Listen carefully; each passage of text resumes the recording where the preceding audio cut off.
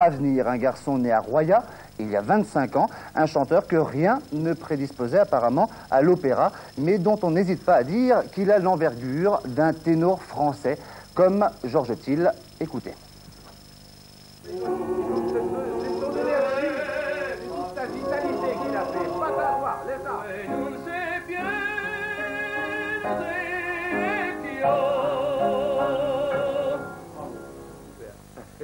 Bravo, super, sourire, c'est pour lui, Bernard Bouchex, dont la toute jeune histoire pourrait commencer par Il était une fois. On me disait que j'avais une belle voix, mais je pensais que c'était une voix quelconque. Et puis ses études le mènent ailleurs et à Paris il y a 2 ans. Dans son immeuble, il entend souvent des chants. Alors un jour il ose, il sonne. Anne-Marie Fontaine, chef de chant à l'Opéra Bastille, ouvre, l'écoute, émotion, stupéfaction. En plus, il ne connaît pas le solfège. Conservatoire international de Paris, puis la direction du célèbre ténor Bernard Planté à Clermont-Ferrand. J'ai tout de suite compris que j'avais en face de moi un don inouï, exceptionnel, rarissime.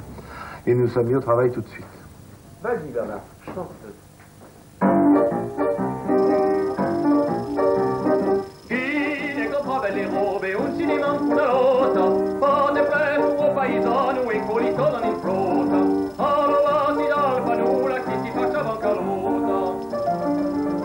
Quel avenir vous voyez à cette voix?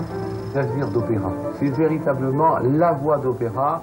Je dis toujours à Bernard, tu as une chance si tu travailles toujours comme tu le fais maintenant, c'est-à-dire avec acharnement, et tu es probablement un chanteur qui peut ambitionner d'avoir une carrière comme l'a eu le grand Georges Thill. C'est-à-dire un ténor français, typiquement français. Bernard Bouchex a une articulation impeccable. Et puis, en même temps, cette voix solaire, méditerranéenne, qu'avait Georges Thill et qu'il a, lui, de nature.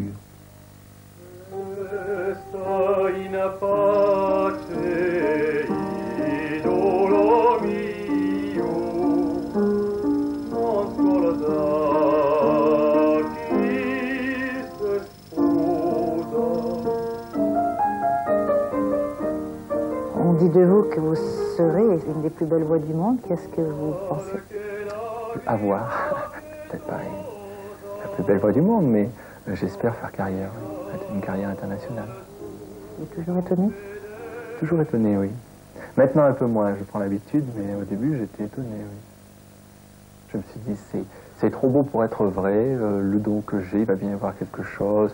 J'ai peut-être pas un don aussi merveilleux que ça, en fin de compte. Bernard Bouchex offre sa voix à l'Opération Avenir, gala au profit de la Ligue contre le cancer à l'Opéra de Clermont-Ferrand, mercredi prochain, 7 avril, avec notamment l'Orchestre d'Auvergne. Ne décroche pas ton idée, regarde là. Et maintenant à toi.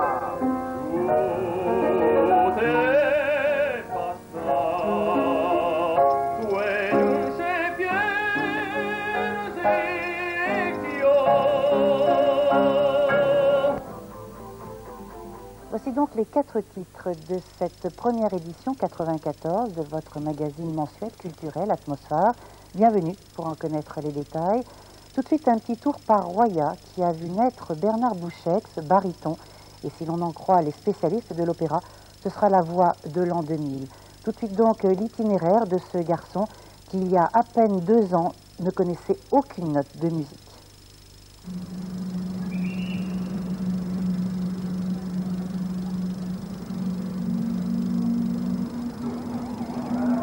Attends, je connais pas.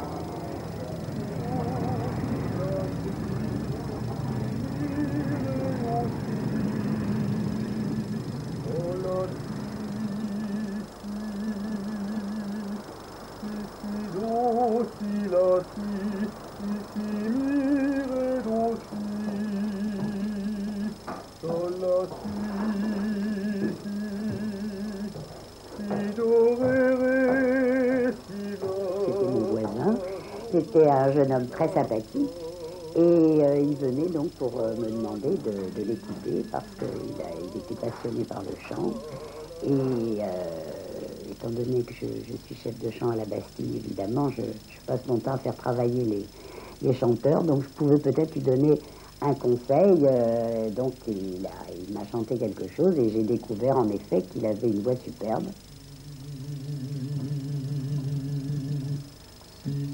do do, si, la, si, mi. Pour vous, une voix, qu'est-ce que c'est? Oh, c'est très complexe et très mystérieux. C'est inexplicable. On a une voix ou on n'en a pas.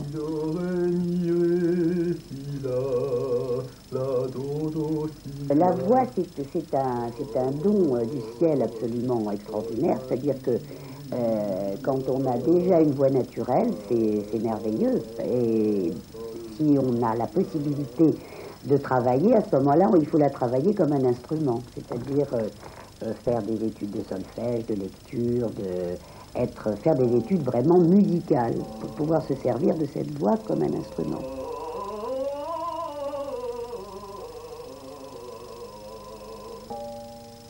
Après les tout premiers conseils d'Anne-Marie Fontaine, recueillis il y a 2 ans et demi, alors qu'il faisait ses études de commerce à Paris, un train, puis un autre, commence à emmener Bernard Bouchex, ici pour le chant, là pour le solfège, dont il ignore complètement l'existence.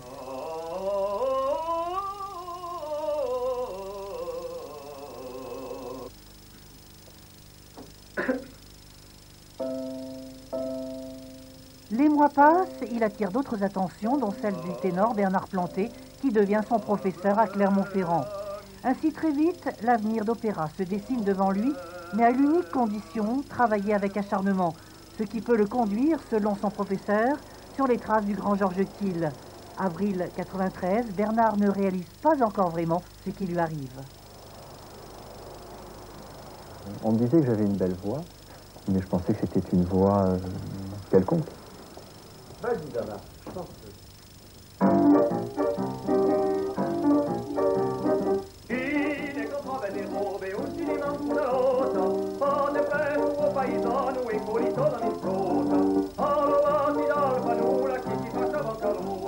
J'ai tout de suite compris que j'avais en face de moi un don inouï, exceptionnel, rarissime. Et nous sommes mis au travail tout de suite.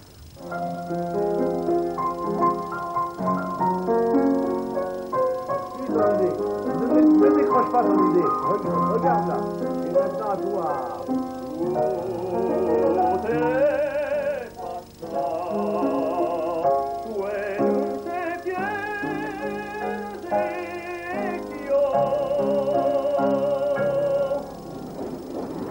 Et voilà, depuis 2 mois, 2 fois par semaine, un nouveau train l'emmène à Paris prendre des cours avec une des 2 plus grandes divas françaises de ce dernier demi-siècle, Mehdi Mesplé, qui avait déjà entendu Bernard en janvier dernier puisqu'elle était la présidente du jury du concours Bellan dont il avait été le lauréat.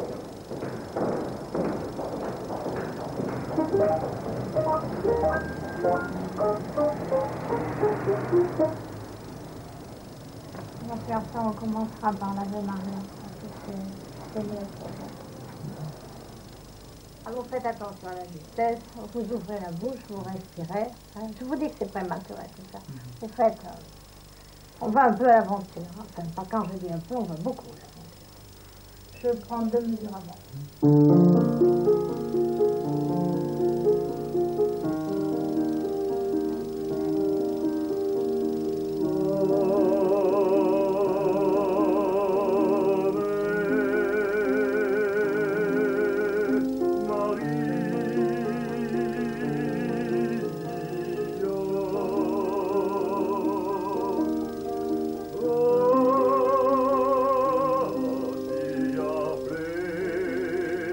Pour sa sûreté musicale d'intonation et de précision, ainsi que pour son registre suraigu sans faille, Mehdi Mesplé ne laisse rien passer à Bernard parce qu'elle veut préserver sa valeur.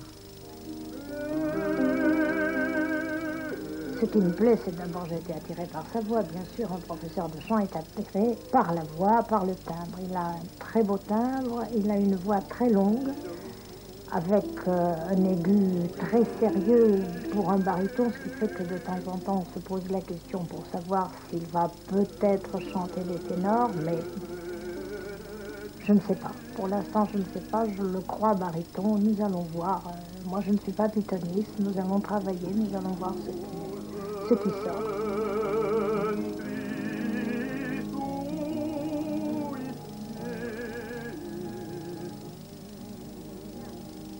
Je pense que puisqu'il aime ce métier, puisqu'il aime le chant tout simplement, puisqu'il aime la musique, il va se calquer sur les grands et qu'à partir de là, nous ferons de la musique et qu'il aura à sa disposition une technique pour profiter de sa belle voix.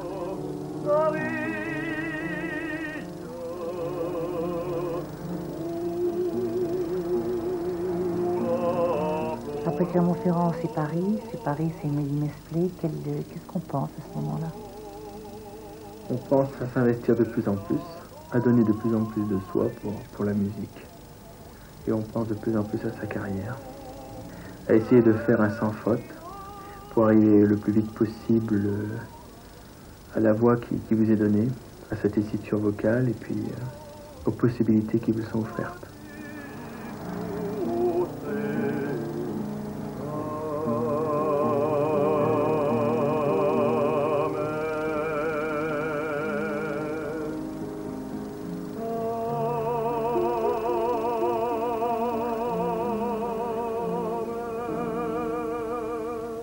On ne sait pas trop l'avenir, parce que c'est un métier qui est vraiment très irrégulier déjà par lui-même. On ne sait pas ce qu'on va faire dans 6 mois, 1 an.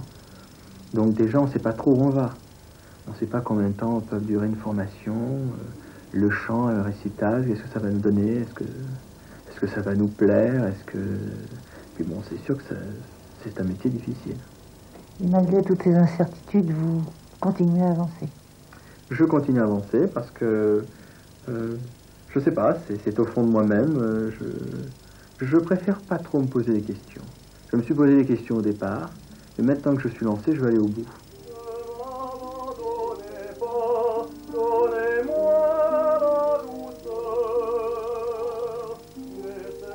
La technique du chant étant l'école de la nature, c'est elle qui fait gravir avec le talent et la volonté d'abord les marques du conservatoire, puis d'autres, bien d'autres encore, jusqu'au succès. Consciente de tout cela, la voix de Bernard Bouchex sera peut-être celle de l'an 2000.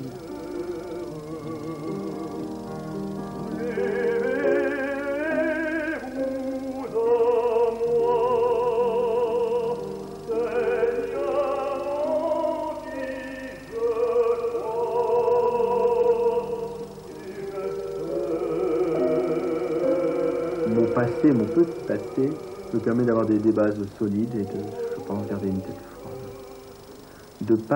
C'est-à-dire que je ne vais pas arriver dans le chant, débarquer comme ça du jour au lendemain et puis me croire Dieu seul sait qui. Non, puisque je sais que j'ai une voix, bon, un don, que j'ai au départ, maintenant je l'exploite et je compte bien garder la tête froide. Oui.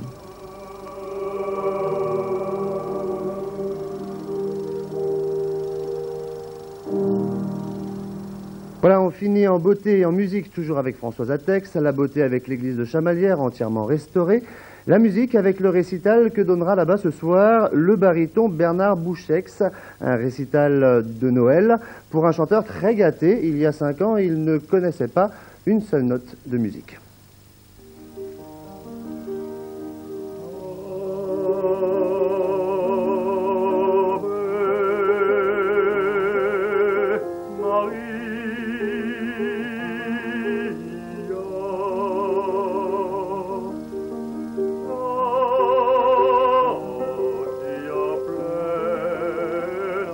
Bernard Bouchex, que Paris, étonné par sa voix de baryton, découvre et applaudit pour quelques heures, retrouve ses racines Royat, Chamalières, pour offrir un récital à l'église Notre-Dame entièrement restaurée.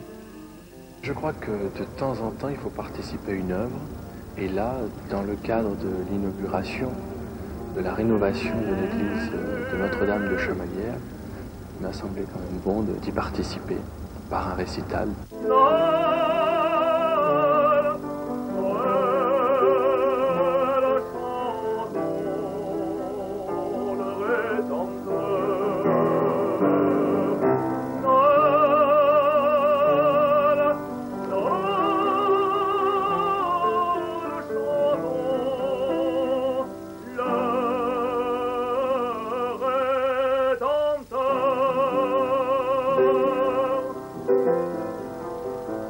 Père, votre église vient d'être restaurée.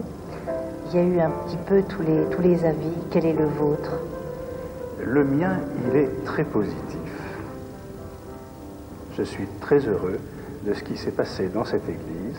Après un petit moment d'étonnement, comme beaucoup, car cette église était très sombre, très grise, et elle est maintenant très lumineuse, et j'en suis absolument ravi.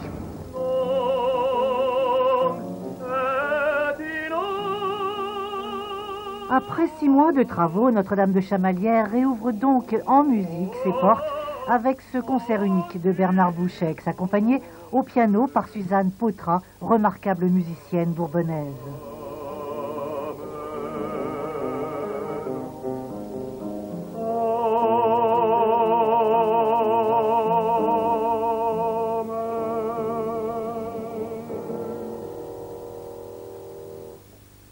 Voilà, et puis n'oubliez pas que l'Orchestre d'Auvergne sera demain soir au Petit Vélo à